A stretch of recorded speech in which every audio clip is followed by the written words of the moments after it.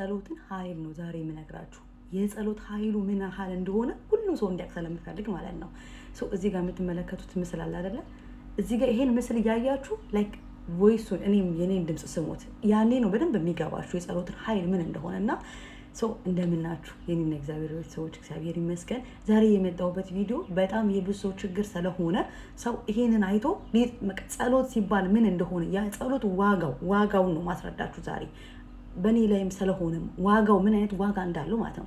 አብዛኛው ሰው ህይወቱ መስራት አይችል፣ መራመድ አይችል፣ ነገሮቻቸው በሙሉ ዝግትግትግት ያለ ላይክ እንዴት ነው ይሄማ እድሌ ተወስዶብኛል፣ ይሄማ ሰው መተት አሰርቶብኛል፣ ይሄማ ሰው ድግምት አሰርቶብኛል፣ የኔ ህይወትማ እንደዚህ አይደለም እድሌ ነው። ነገሮች በሙሉ እየተበላሹ ከሆነ ልክ ስትጀምሩ ስትይዙት የሚያበቃ ከሆነ ከናንተ የሚሸሽ ከሆነ ያ ነገር ከናንተ የሚነጠቅ ከሆነ ያ ነገር በትዳራችሁ ላይ በጣም ችግር ካለ ላይክ ህይወታችሁ በጠቅላላ ችግር ውስጥ በቃ የሆነ ነገር ልታደርጉት የኔ ነገርማ ሰው እየተጠቀመብኝ ነው ብላችሁ ውስጣችሁ እየተሰማችሁ ያለ ምንም ነገር በቃ ደርሳችሁ ያላችሁ ይነጠቅባችኋል። ከዚቹም ተመስገን እንኳን ስትሉ ከተመስገን ኑሯችሁ ትነጠቃላችሁ ያላችሁ ነገር።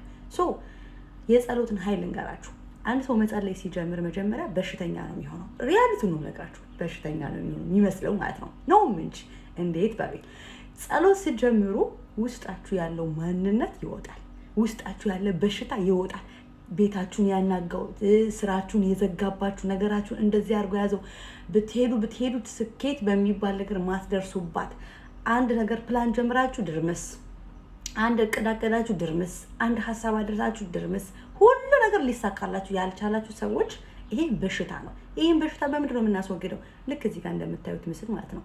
እግዚአብሔር ጋር ስትንበረከኩ ይኸውላችሁ፣ ቅድሚያ እግዚአብሔር ጋር ብርክክ ብላችሁ ኃይል ስታገኙ ይሄ የሚወጣው ምስሉ ላይ ያያችሁት ኃይሉ የእግዚአብሔር ኃይል ነው። የእግዚአብሔር ኃይል ደግሞ ውስጣችሁ ያለውን ሰዎች አያችሁት አይደል? ከዚህ ከተቀመጡት እነሱ ይወጣሉ።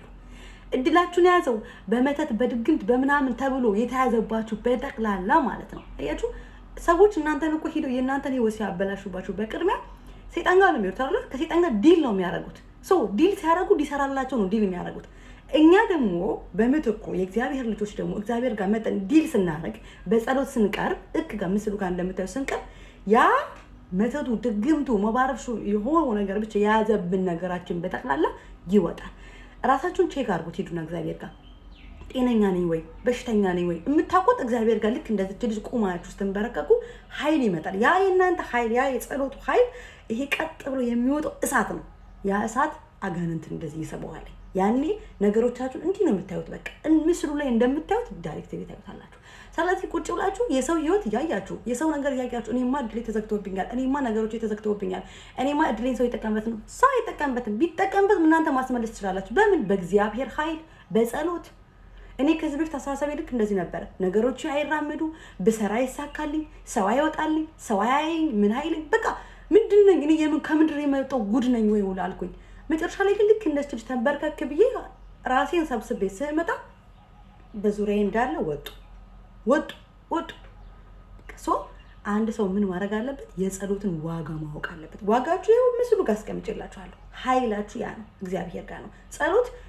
ጸሎት ብቻ አይደለም ይሄ ከእግዚአብሔር ጋር መገናኘት ብቻ አይደለም፣ በሽታ ማውጣት ነው። በሽታችሁን አውጡ፣ ውስጣችሁ ያለውን ነገር አውጡት። በምን? በእግዚአብሔር ጸሎት ተንበርክካችሁ እንዲበርና ቁሙ።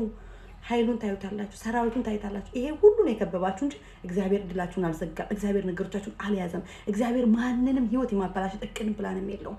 የሞተው የተሰቀለኩ ለእኛ መስዋዕት ነው፣ ለእኛ ነው፣ እኛ እንድንድንለት ነው፣ እኛ እንቆምለት ነው። እሱ መስዋዕት የሆነው በግ የሆነ የታረደለን። ሶ ይሄን የሰጠን ፍቅር አባት ምንም ሊያደርግብን አይችልም። ስለዚህ የጸሎትን ኃይል እዚህ ጋር ባስቀምጥኩላችሁ ሞክሩት። የተዘጋባችሁን ሂዱና በርከክ ብላችሁ በቃ እናንተ ብቻ እንዴት ነው የሚጠቀምባችሁ ይወጣሉ። ይሄን ለማስተላለፍ ነው። የምር ህይወታችሁን በዚህ ጉዳይ ቀይሩት፣ በጣም ቀይሩት። በቃ ሌላችሁ የምችለው ነገር የለም። መልካም ቀን